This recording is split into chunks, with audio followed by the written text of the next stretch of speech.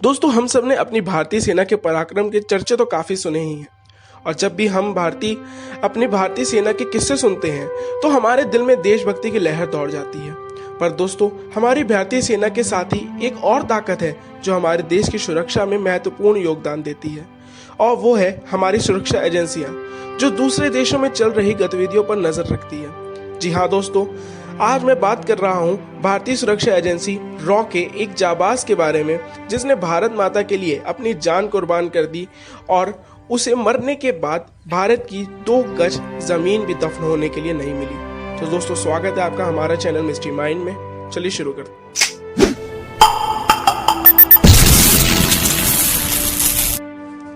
बात करने जा रहा हूं एक जाबाज के बारे में जिसे 23 साल की उम्र में ही अपने देश को त्यागना पड़ा अपने ही देश की सेवा के लिए। मैं बात कर रहा हूं रविंद्र कौशिक के बारे में, जिन्हें हम सब ब्लैक टाइगर के नाम से जानते हैं। जिसने भी इनके बारे में सुना उसका सीना गर्व से फूल गया इस भारत माता के लाल का पराक्रम देख के। दोस्तों, रविंद्र कौशिक को आज तक का भारत का सबसे बेहतर अंडरकवर एजेंट कहा जाता है, जो कि पाकिस्तान में ही पाक आर्मी में काम करते रहे और तब भी देशभक्ति को फीका नहीं होने दिया। उनके बचपन में बताया जाता है कि उनको बचपन से ही थिएटर करना काफी ज्यादा पसंद था और उस थिएटर ने ही उनकी जिंदगी बदली, क्योंकि रॉ एजेंट्स ने उन्हें थिएटर करते समय ही पसंद किया था।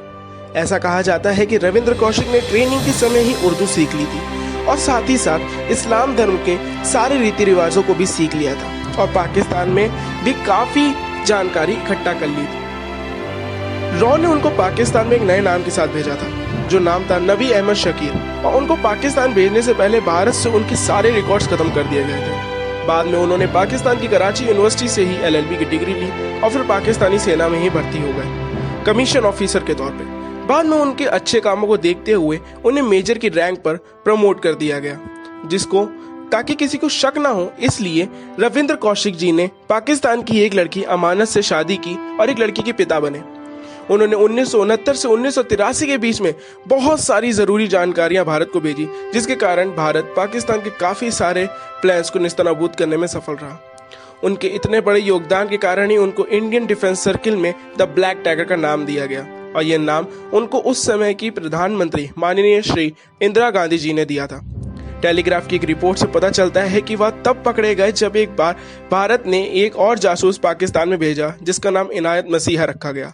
और जब रविंद्र कौशिक उस जासूस के संपर्क में आए तो पाकिस्तानी सेना को उन पर शक हुआ और उन्होंने उन दोनों को पकड़ लिया। पता चलता है कि 1983 में इनायत मसीहा ने यह बात कबूल कर ली कि वह भारतीय जासूस है, और 2 साल बाद 1985 में उनको मौत की सजा सुनाई गई। लेकिन बाद में उनकी मौत की सजा को घटाकर उनको उम्र कैद की सजा दे दी गई। रविंद्र कौशिक को सियालकोट की जेल में बहुत प्रताड़ित किया गया, वो भी तकरीबन 2 साल तक के लिए। लेकिन बाद में उन्हें 16 साल की सजा और सुना दी। इसलिए मियानवली में उन्होंने 16 साल की जेल काटी, लेकिन 2001 में उन्हें पल्मोनरी ट्यूबरक्लोसिस नाम की बीमारी ने जकड़ लिया और फिर दिल की बीमारियां भी उन्हें हो गई, और फिर कुछ समय बाद ही सेंट्रल जेल में उनकी मौत हो गई, लेकिन उनको जेल के पीछे ही वहीं पर दफना दिया गया। इस तरह भारत के ब्लैक टाइगर का अंत हो गया। ऐसे जाबाज को हम कैसे भूल सकते हैं, जिसने भारत माता की सेवा में अपने प्राण त्यागे, लेकिन उनके शरीर को आखिर में दफन होने के लिए भारत की ही मिट्टी नहीं मिली। ऐसे ही किस्से और तथ्यों को सुनने और देखने के लिए मेरे चैनल को सब्सक्राइब करें, और अगर अच्छा लगे तो लाइक और शेयर भी करें। धन्यवाद दोस्तों।